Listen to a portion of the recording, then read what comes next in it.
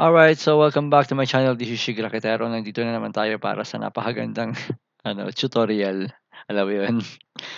So, sa inyo nakikita 'no, please don't forget to subscribe, Pinoy Tutorial TV dahil dito sa PTTV talagang malalaman niyo ang mga hindi niyo alam. Gusto niyo malaman yung mga kwento sa paligid, sasabihin ko sa inyo.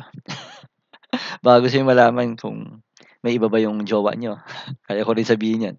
Alright, so eto na nga ang topic for today is kung paano gumawa ng playlist dito sa YouTube channel. So ang gagawin niyo lang, siyempre sundan niyo mabuti ang aking, mouse pointer at siyempre focus na kayo dito sa screen para hindi kayo maligaw, okey?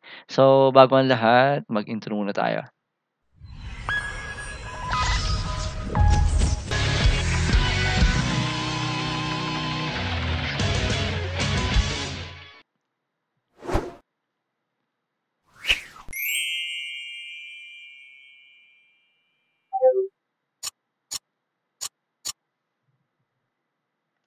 Alright, so yun na nga So sa inyo nakikita, ito yung screen ko, ayan. So hindi talaga ako nasa, PTTV ngayon. So, Sugar Raketero. Kaya kung may time kayo, sundan niyo rin yung aking channel na 'to kasi dito lahat ng aking pinagagagawa. So, dito yung mga original composition ko at yung mga iba iba ko pang talent, okey? So, meron akong nasa 1,700 talent. Joke lang po. So, kung gusto niyo akong, makitang kumakanta at yung mga original composition ko, 'yan, dito po ay i-subscribe niyo ako, okey?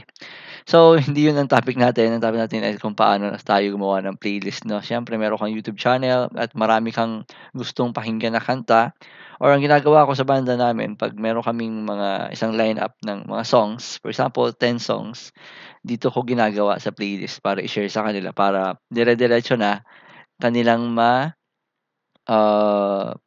may papakinggan or makikita yung mga kanta, okey? So, ang ginagawa ko siyempre, mag-search ka muna ng songs dito. For example, Bailamos, 'yan. Favorite ko 'to, na may lyrics para iparinig ko sa mga kabanda ko if ever. So, open mo lang siya, ayan. 'Pag na-open mo na, ayan, antayin mo lang, stop mo yung ads kasi copyright tayo. Dito sa pinakadulo niya, sa baba, okey?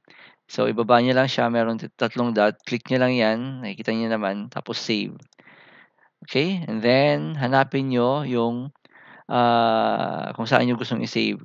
So, kung wala, gawa tayo for example, plus sign, create new playlist, ayan. So, for example, my playlist for now, okay. Then, i-public niyo, ayan. Puwede ring unlisted, depende sa inyo, 'wag lang private kasi ikaw lang makakita nun. So, unlisted puwede rin. So, mas maganda public na lang. Kung gusto mong i-share sa mga friendship niyo, then create. So, sa inyo nakikita 'pag chineck natin ulit si Nave, punta tayo sa My Playlist, ayan. So, naka-check na siya, ibig sabihin nandun na siya, okey?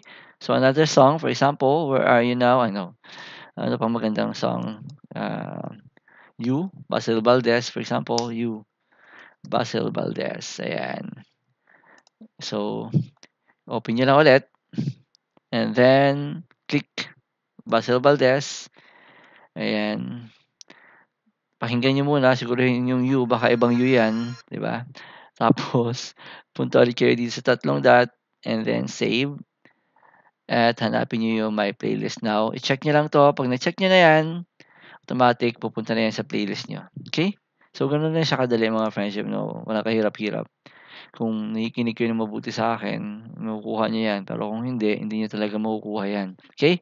So kung may mga katanungan kayo, wag niyong, ipalampas 'yan na hindi isulat diyan sa comment box 'no. So ang gagawin niyo lang, mag-comment kayo diyan sa box para akin naman makita kung ano ang mga gusto niyong iparating at gusto niyong malaman at gagawin natin 'no, gagawa ulit tayo ng panibagong video. So yun nga, bago tayo magkalimutan, please don't forget to subscribe, Shig Raketero, Pinoy Tutorial TV at meron pa, ano pa yung isang channel ko, ano pa nga, Pinoy Sistovatel, ayan. PC. So, yun yung mga channel ko. So, sana guys, no, please don't forget to subscribe para pa sa maraming tutorial. Alright? So, yun lang muna sa ngayon. Bye.